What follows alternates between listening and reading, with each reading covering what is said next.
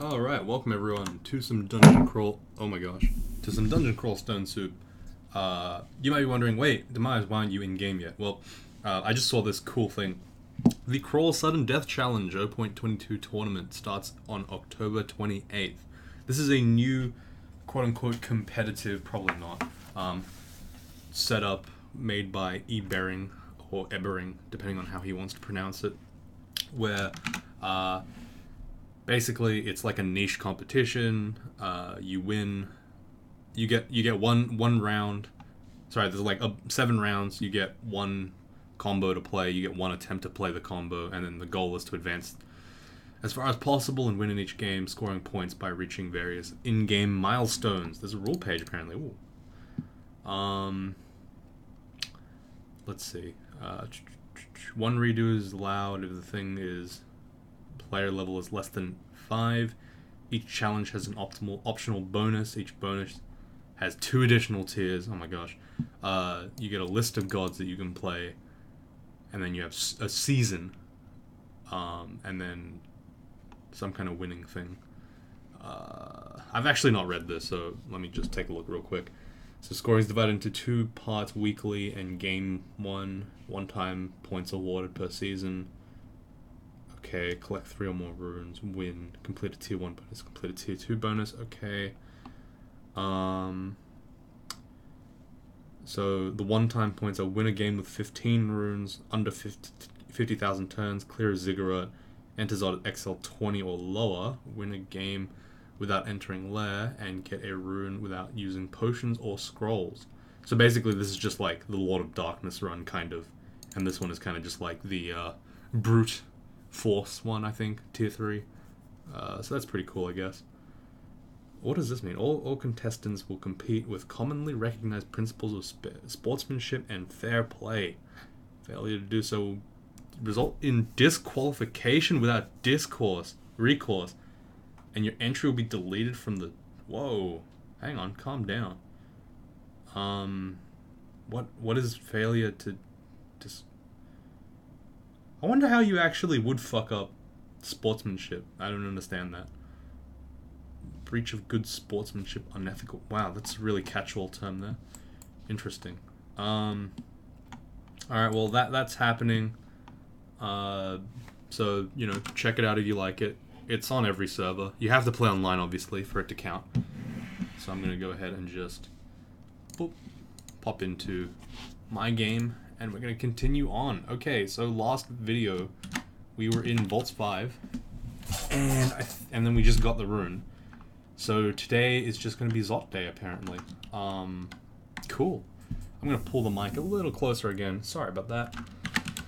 I just want to be nice and up and personal, you know how it is. I kind of sort of maybe want to clear this area now, considering it's so close to all my other, like, spots.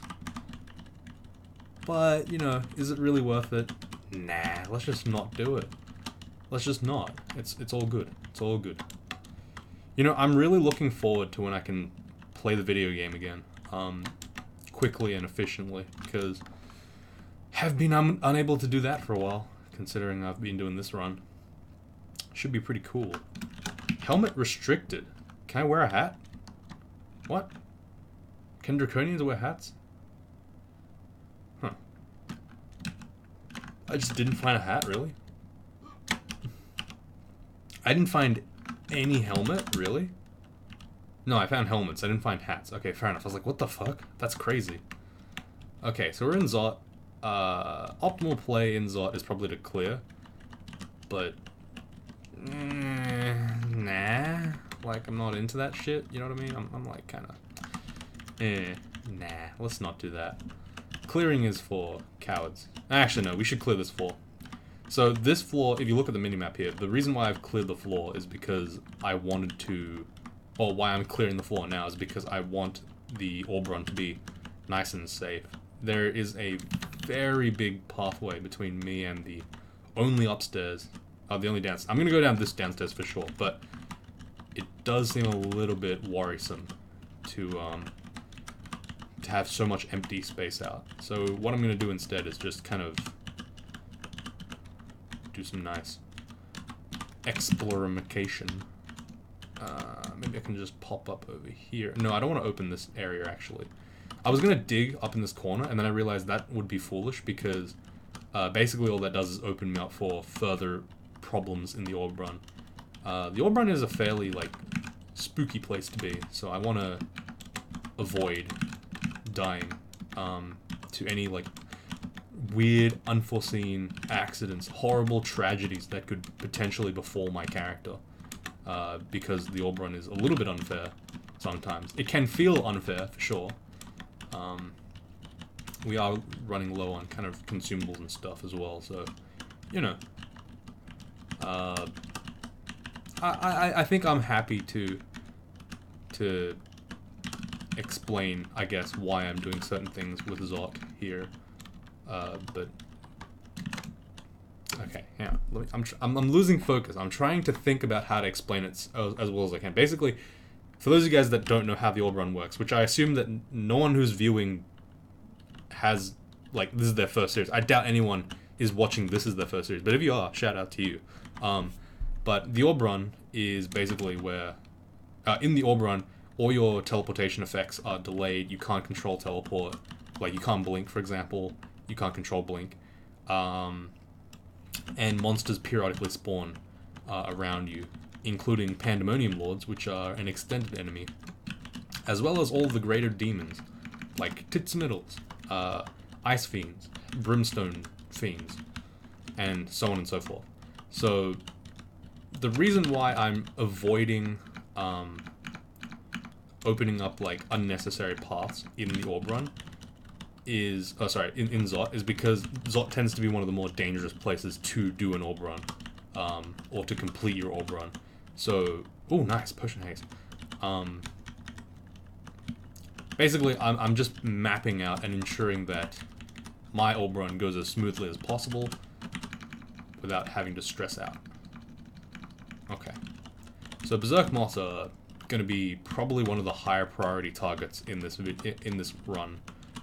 I have the ability to kind of snipe a Moth of Wrath here and there, and they are extremely dangerous if you get,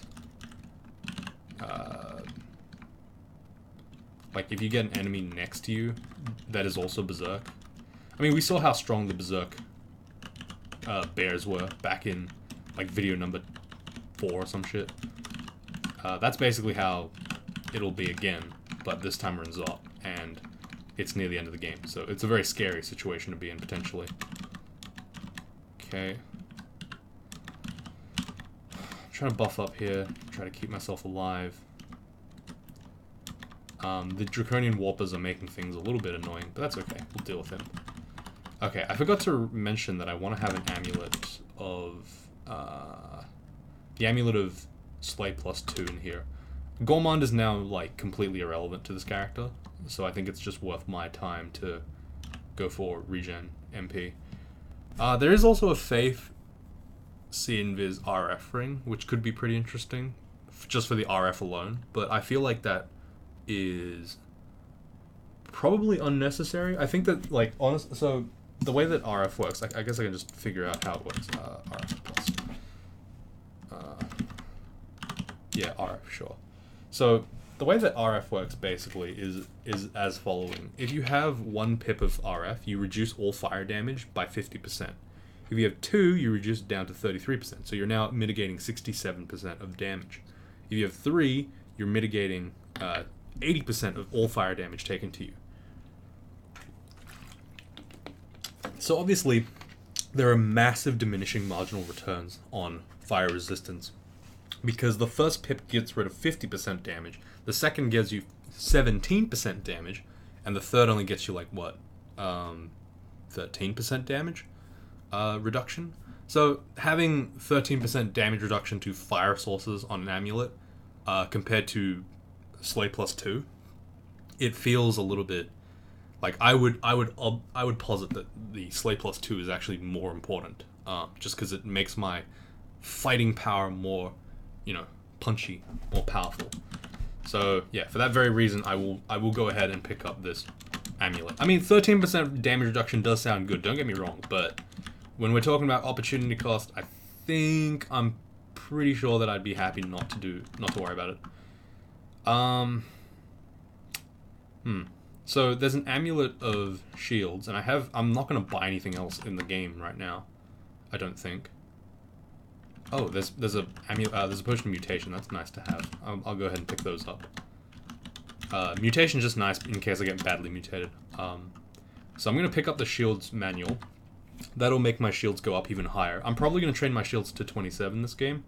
It's not optimal, but there's not much else to train right now. I've kind of just completed my training. There's nothing really I'm aiming for now, other than I guess stealth, which is again irrelevant really, because like I have decent stealth. But yeah, I don't know. Having a manual up is just nice. It just makes my life a little easier for no real cost, which is what I'm looking for. Okay, stuff is starting to funnel out of this annoying vault ending. I'm hoping the tits middle shows his face, or at least I can. So if I can take him on, it would be pretty nice. Yeah, it doesn't look like it though. All right, whatever. Just go for it. It's fine. I think I'm kind of happy with this level of exploration now. I'm just gonna go downstairs and see what's up. Magic map. Again, so we got a pretty decent spawn here. The staircase is right next to the downstairs. I'm gonna still be very cautious. The goal here is to kind of not aggravate anything in Zot 5. Or, sorry, during the early Zot areas. I want to sort of just kill as little as possible, disturb as little as possible, fight as little as possible, so that I don't have to fight the middle, basically. I don't want to risk having to lose a resource for no reason. But as you can see, based on like what we've kind of noticed, I guess, in the last 2-3 floors, Zot's actually quite a bountiful harvest if you're willing to clear it all. I managed to get a haste potion and a might potion just by kind of exploring the place, which is good. It's very good.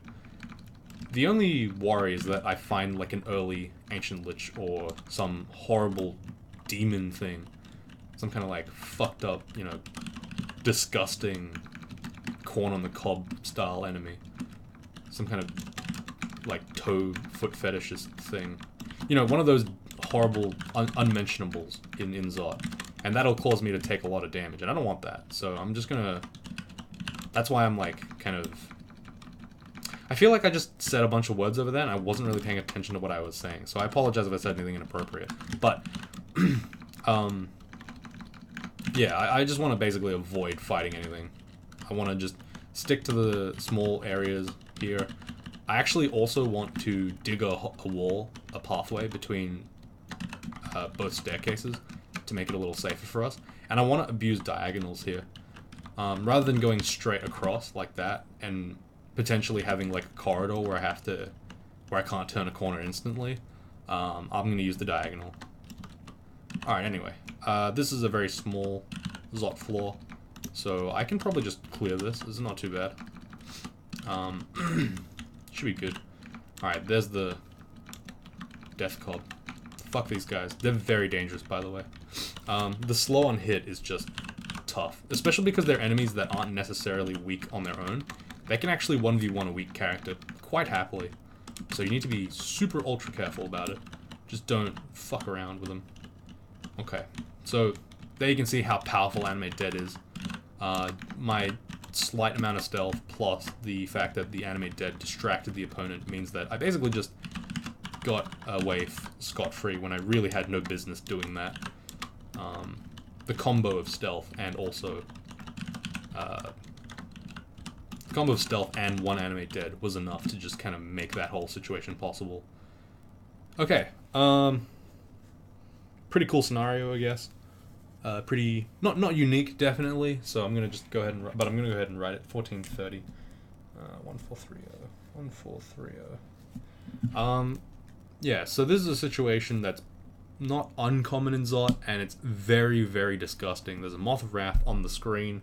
It's blocked by Draconians that will go berserk immediately.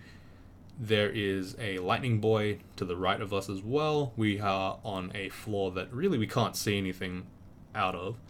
And there looks to be a huge vault, a teleporter vault to the right. I don't think we can teleport into there, so that's good. So what do we do?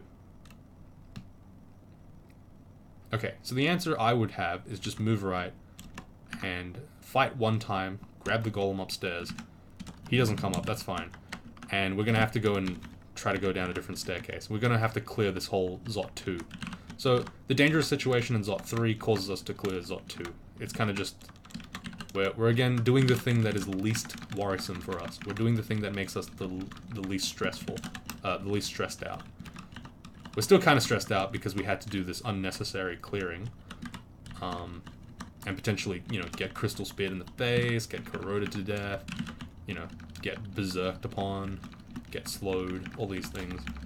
But overall, it's probably more appropriate for us to clear this area than to try to fight a bunch of berserk draconians at once. An alternative answer that I would also accept if my character was very tanky, which, you know, it's debatable whether or not this guy is tanky. He's probably quite tanky.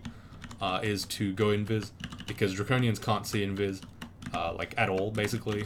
You can just shit on them pretty quickly without having to worry. But I was trying to make the safe, non-aggressive play to kind of just give you that, give you an idea of what to do in that scenario. That's pretty much guaranteed to work. I also moved, the movement to the right also blocked line of sight for the warper, which was quite good for us because we were able to just kind of zip on by. Okay, so I think this is probably enough clearing now. I can go ahead and just go to this downstairs here. Again, making use of the digging wand to just kind of pop down. Another might potion, that's very good for us. We have 8 might potions now, which means that we can basically use a might potion every single time we see an orb of fire. Very good for us, obviously. A vial of floods. You know, I haven't really bothered to do it, but we actually could definitely train in evocations. I haven't bothered because it's kind of like, why bother sort of deal. Like, it, I mean, yeah, there is a reason to do it. It's good to train invocations, but I was just like, you know, I could do without. I don't need to do it. I could do it, I just don't need to. But I have a good weapon, a good, like, reason to do it now, with a vial of floods and a lamp of fire. Oh, wait, I had, what? The fuck? Sorry.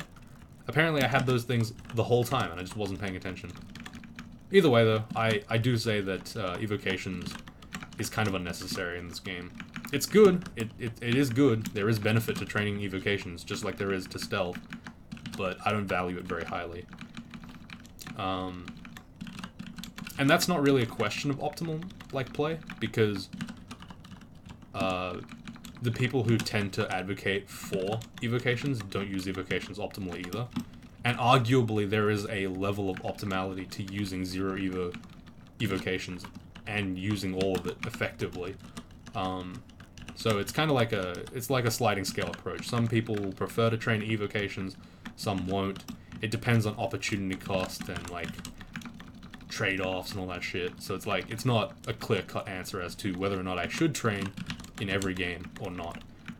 In this game, though, because I have a lot of excess EXP, I also have, like, basically a bunch of good evocations that are decent. I'm happy to train evocations. On another game, though, you know, it might not be as clear. I might not bother. But it is an interesting idea. Alright, so because we kind of just dispersed the pack, they fought us one at a time, and then the Moth of Wrath just dies pretty quick. I'm going to go in O, just quickly clean up the rest of the floor, and I'm going to go down this staircase to the right of our original upstairs, because that's the one we want to go up to. So you can kind of see where the path is leading us in Zot. I have a path in my head as to where to go to finish off the game. It makes my orb run a little bit more safe, and I'm also going to be manually doing the orb run. It's not something I normally do, because usually I am more concerned about preserving my mental strength, I guess, by automating the process with GDO. But for this run, I'm going to be, you know, pushing a little bit harder on the whole idea of safe orb running. Make sure you practice safe orb running. Don't go out there without protection, guys. You need to make sure that your digging wands are used responsibly, or you're going to end up with a big problem on your hands. Okay, I lagged out a little bit there. Ooh, that was a bit scary. Okay, I'm going to precast all my summons. The Mana Vipers are going to be invaluable in Zot 5, as they are anti-magic bites, which basically shits on everything in Zot 5. So I need to remember to precast it every single time I'm in a fight. I'm going to get in the habit now, just by casting it here. Okay, there's a lot of Draconians. I'm going to go ahead and dig my way into a hole somewhere, and then I'm just going to kind of chill. Okay, these guys are showing off a little bit too much. I'm going to go ahead and dig diagonally. So I lose access to Spectral Weapon in this position here, but I have a couple of benefits. First of all, any smite targeted things, if there are any, won't hit me. Secondly, I won't get hit by any cloud spells for some reason. Thirdly, I will only have to fight one enemy at a time, which is where the large shield actually completely outshines every other form of defense. I believe that the large shield has like a very interesting formula that's like super really good, unless you're taking multiple hits a turn or something. I don't actually know exactly how that works, but I do know that at some point, if you're getting hit by enough sources, your shield can't block all of it, which like is a really weird way to formulate like shield protection, but you know, it works. Oh, that is just sad. Innernerf's Ghost, the Minotaur Berserker of Trog, a Master Troll Fighter of Okawara, and a Deep Dwarf Wanderer of Macleb. Holy fuck, that is just unlucky. 3 new guys instantly dying in Zot. That's, ooh. See, that, like, you never want to see a Ghost Vault in Zot. You never want to do that. That's just sad. No one wants to see that shit. That's like seeing a puppy die. It's like, come on. Why would you want that? Why would you want to have someone have their dreams ripped out from behind, from underneath them? Why would you take pleasure in that, you sick fuck? You sicko. You absolute deviant. How could you do that? Alright. Draconians are like not... they're not like harmless, but I'm kind of okay with dealing with 2 or 3 at a time. It's not too big of a deal. The second anything... oh my god. The second anything showed up, though, I was ready to run. Even though it didn't look like I was. Alright. Should I bother to use repel missiles now, still? I guess so. I guess repel missiles has a merit. It could protect me from the ancient lich that I was worried about. Oh! We wandered into a Zot trap and then we got weirdly pissed off. I was a little pissed off all the time. So I have berserkitis now. Sorry, mouth sore dry. Dude, it's like the middle of summer right now. Oh, sorry, it's like the beginning month of spring. And fuck, in the last 2 days, it just got so fucking hot for some reason. I don't know what the hell happened. It went from like freezing cold, freezing cold, freezing cold, kind of cold, it could be colder, and then boom, it's like 25, 30 degrees again. I'm like, what the fuck, man, come on. Like, it feels like summer already, and that just is brutal. Ugh. Anyway, we're in Zot 5 now, so the automatic response is to X out this area, just to let myself ensure that I don't wander into it accidentally. The Orb of Zot is inside this like little chamber here, guarded by 2 incredibly powerful lungs of Zot. The breathing machine that is Zot. Like, there's a lot of enemies in there, basically. You need to be very careful when you're dealing with it. So our strategy in dealing with Zot is usually the explore, refresh, explore method, as I like to call it. So what we do is we kind of just hang out around the front of Zot 5. We loiter around the lungs entrances, and we kind of just sit here and we're like, hey, anyone over here? Hello, it's me, Demise. Is anyone home? And then things will wake up and they're like, huh, what's going on? And you know, in their completely asleep state, they'll like stumble around. They'll fall into random teleport traps, and they'll show up like in this outside area, and then I'll fucking kill them. In cold blood, actually. So that's our strategy. Oh shit, that's a lich. Gonna use anti-magic bites here. As you can see, very effective. I've only hit him like 2 times really. And already he's unable to cast spells. This is the power of anti-magic. And as you can see, the Ancient Lich did about 2 things and then got anti-magic to death. So yeah, Mana Vipers, good spell. Very good spell. So yeah, we're basically playing Ding Dong Ditch, but with, you know, murderers, I guess, and and the undead. As you can see there, the Shadow Dragon just kind of pops out of nowhere. That's because he stepped on a teleport trap somewhere, I assume. So we're gonna go ahead and just kind of wait around a little bit, you know, just see what's up. Hey, is anyone doing anything cool over here? No? Okay, you're just playing a video game? Alright, fine. I'll wait for something cool to happen, right? So I'm gonna regen, kind of just walk around a little bit. Hey, what's going on? And boom, instantly another enemy shows up. And I'm like, oh, that was cool. Let's see if I can do it again. So I'm gonna use Shift X to open up this like overview menu, then Control F to refresh all line of sight. And then I'm gonna auto explore. And doing this does a couple of things. First of all, it passes time, giving your groggy opponents a little bit more time to stumble into traps. And secondly, it lets you just kind of quickly and easily and painlessly... Can I? Oh, it's magic immune. Damn it. You can quickly and painlessly deal with, like, explore this area and encounter opponents, basically. It's basically the equivalent of, like, going into Pokemon, running into, like, a route, and then just kind of running in the bushes over and over again to kill enemies, to grind. Except there's only a finite amount of enemies in this place, so it's really good. The Cursed Toe I killed there. I used anti-magic, and then it was nothing to me. The main worry for a Cursed Toe is its ability to torment and then summon mushrooms around you. But, you know, if you're able to just kind of kill it with anti-magic before it summons anything or torments you, it's no real threat at all. And again, Ancient Lich, goodbye. Like, really nothing they can do against me. Once the Ancient Lich gets bitten, you know, it only has about 3 minutes to live before it gets taken out by Venom. Here's our first Orb of Fire. I'm going to switch to the Protection from Fire. Summon the Mana Vipers. Strategy is the same. I'm not going to bother with Might because of how safe this scenario is, but I am going to continue to summon Mana Vipers if I can.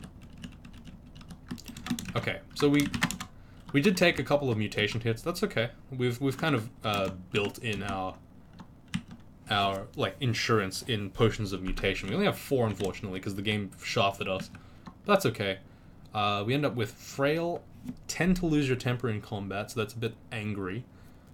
We lost Blurry Vision, which is good, because Blurry Vision is one of the worst mutations, and we got some more MP. I don't like having Frail, and I don't like having Berserkitis, but Berserkitis isn't necessarily bad. In a 1v1 fight, Berserkitis basically means every time you fight, you have a chance to just win the fight, as long as it's a safe fight. The Aftermath is what's mostly worrisome. So if you're in a safe position already, it's actually quite a good mutation, or it's a decent one. Frail, though, is pretty bad. It's kind of cutting 20 HP off our max hit points right now, which is a little bit, not happy about it. However, given that I don't have an incredible amount of mutation potions, and the fact that mutation potions are fucking garbage at getting rid of mutations, like specific ones, I'm gonna go ahead and wait until I get a couple of worse mutations, like, I don't know, maybe Teleportitis. And then once I get those, I will then mutate and hopefully get rid of all of them at once. I'm just gonna have to cop the 10% HP, like, I can't do anything about it. I don't want to waste too many potions on it. Okay, so a nice way to get rid of the mutation problem is to stop the Orb of Fire from mutating you too badly at range, is to cast Summon Butterflies. Again, Malmutation is always a beam-targeted spell. So you can block that with, you know, a couple of butterflies, some cheeky butterflies, and the enemy won't even know what hit them. Having said that, I did get another mutation, which is Deterioration upon damage. That's just stat damage. It's not a huge deal for me, so I will ignore it. It's not a bad mutation, per se. Compared to Teleportitis, which is probably the king of bad mutations, because it just teleports you randomly near a monster. Or, you know, unable to regen, which will get rid of my regeneration spell completely, basically.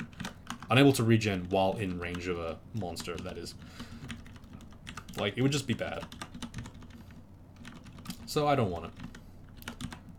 Okay, there's a bunch of Draconians here. That's okay with me. I'm not, like, super afraid of Draconians. Not anymore. We've kind of shown that we can handle them pretty easily.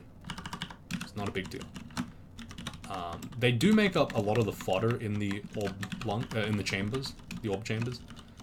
So it's kind of nice that I'm clearing them out now, because I won't have to deal with them later on when I'm trying to fight maybe one or two big guys in the Zot area. Okay, there I got tormented. That's fine though. I was hoping to get the anti-magic bite to just kind of proc a couple of times. I'm going to close the door. So closing the door makes the cursed toe go around, which brings him up this corner, and then brings it closer to me. A little bit more helpful.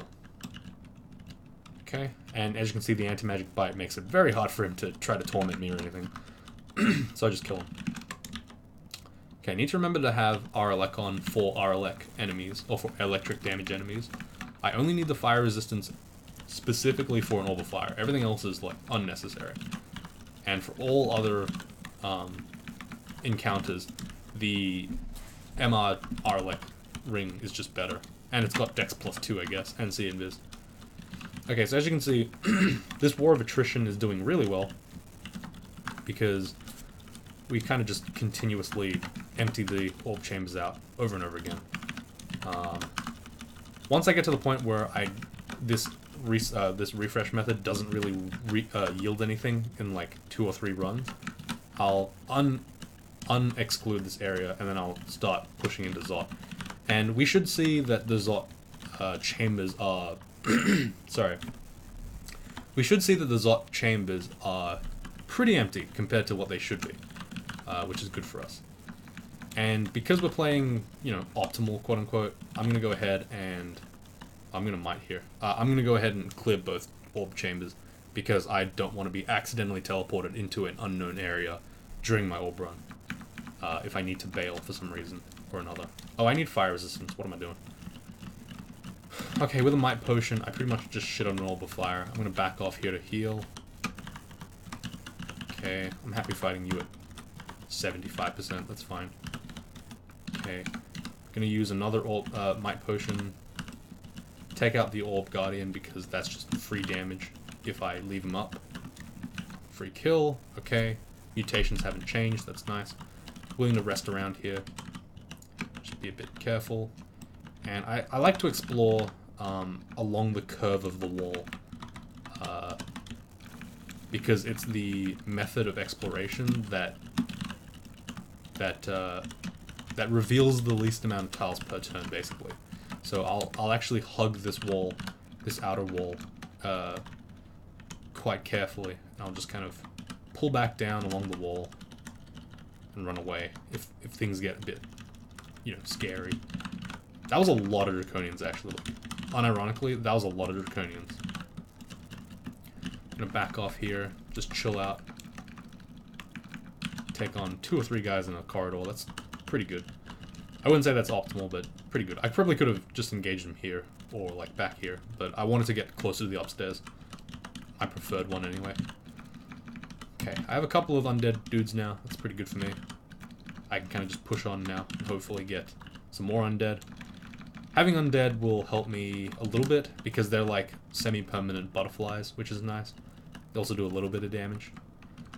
I'm not expecting there to be much left in the orb chambers. Yeah, as you can see, like, I can just explore this whole area, and there's like maybe, what, 4 enemies in here now? Obviously there are orb guardians, because we're approaching the orb chamber, I guess, the inner chamber, the inner cloister, but inside the actual lungs themselves, I'm actually kind of okay.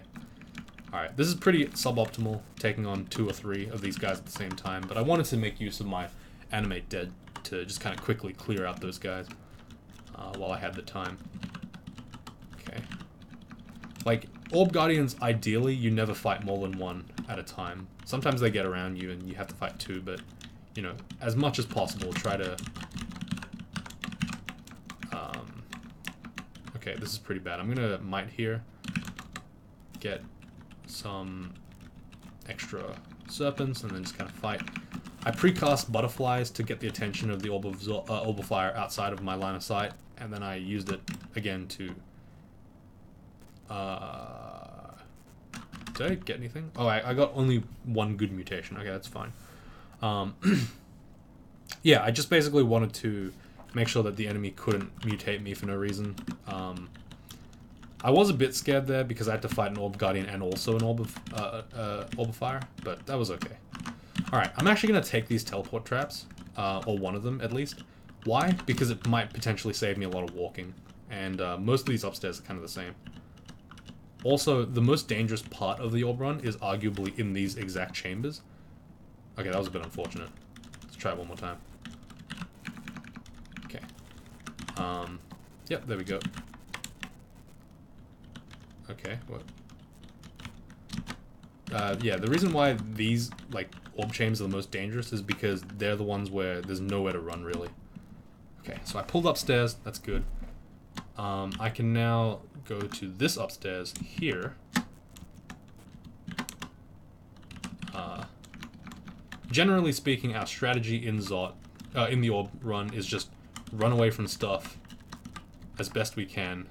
Don't fight anything unless they have, unless they'll always catch up to you, or they'll do some incredible amount of damage, like Torment or something. But other than that, you want to just kind of run away.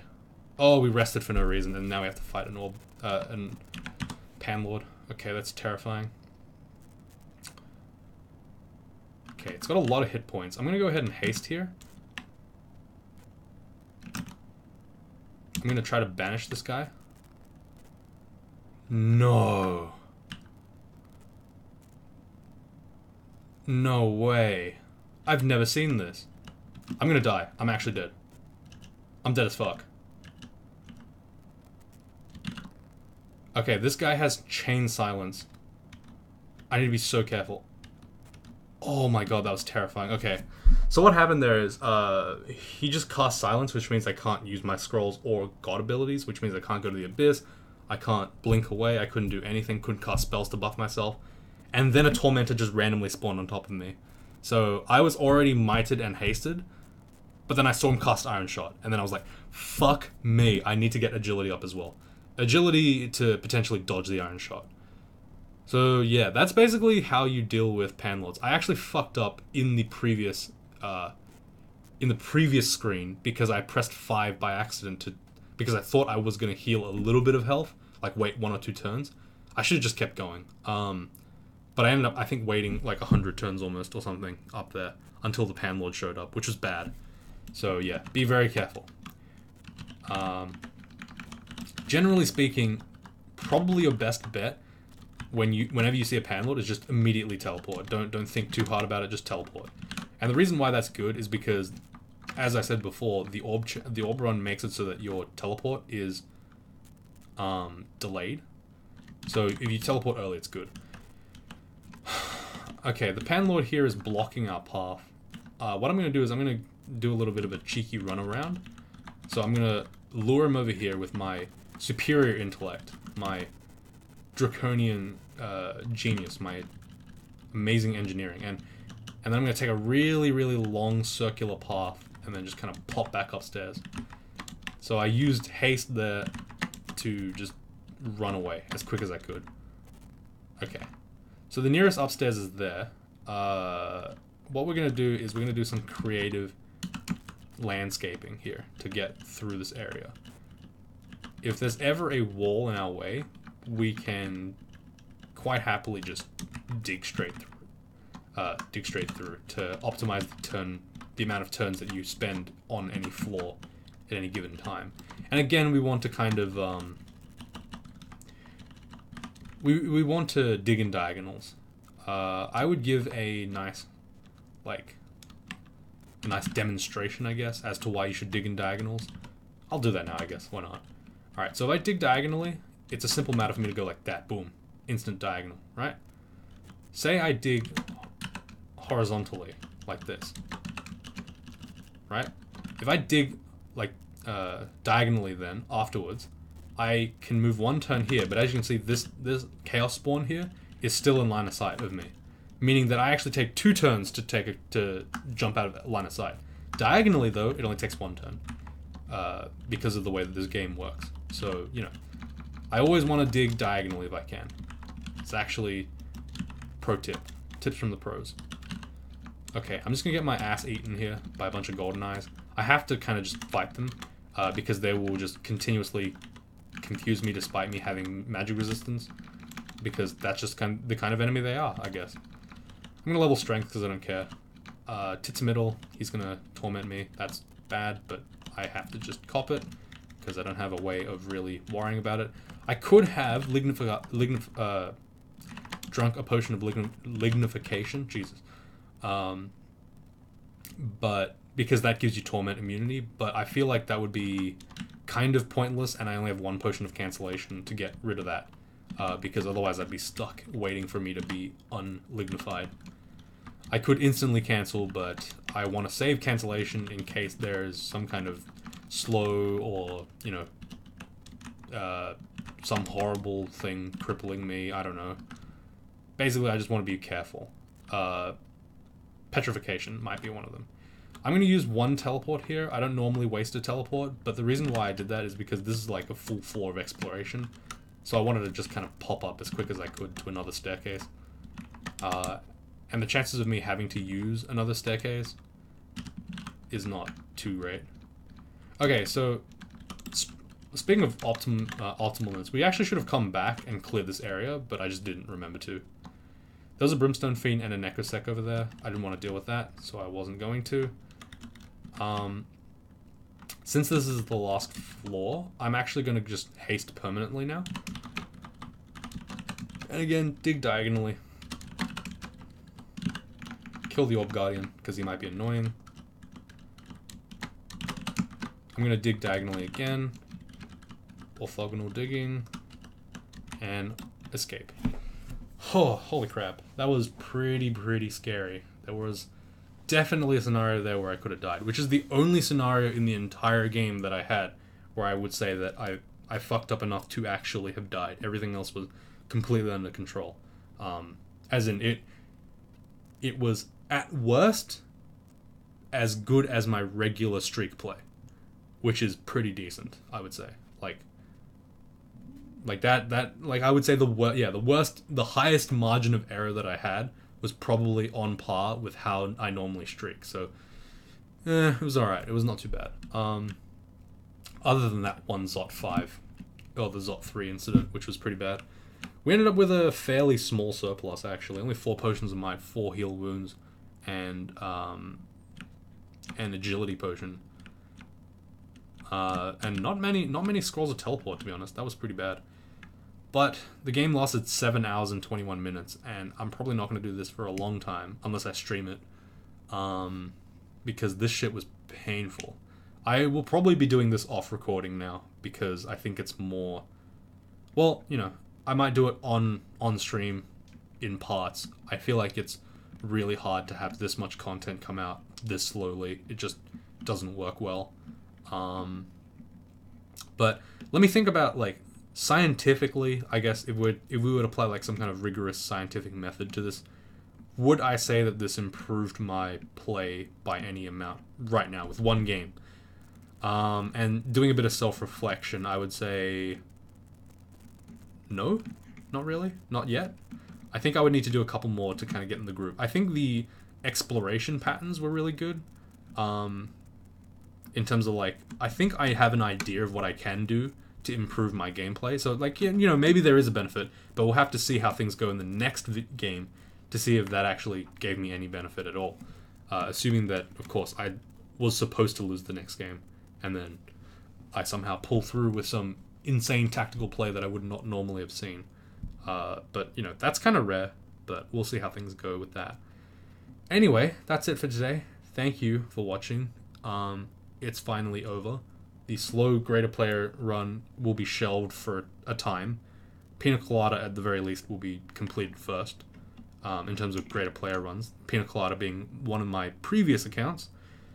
And then we'll go from there. I don't know what I'll do after that.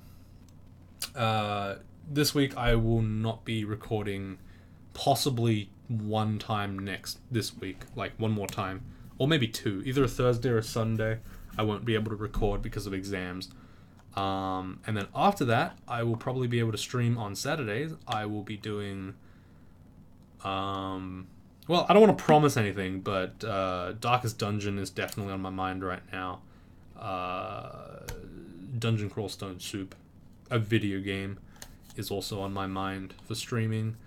And Pokemon, the randomizer run, might also be on the market for streaming. I haven't been streaming in a while because, frankly, I've just been so busy because of university. I did stream quite a bit in the holidays, but as uni work picks up, it's kind of hard to justify sitting there for 3 hours on anything, like any game even. But I'll try my best, try to get it done. We'll hopefully have a nice 2.5 hour stream if possible, and see how things go from there. Anyway, thanks for watching, everyone. I'll see you all next time.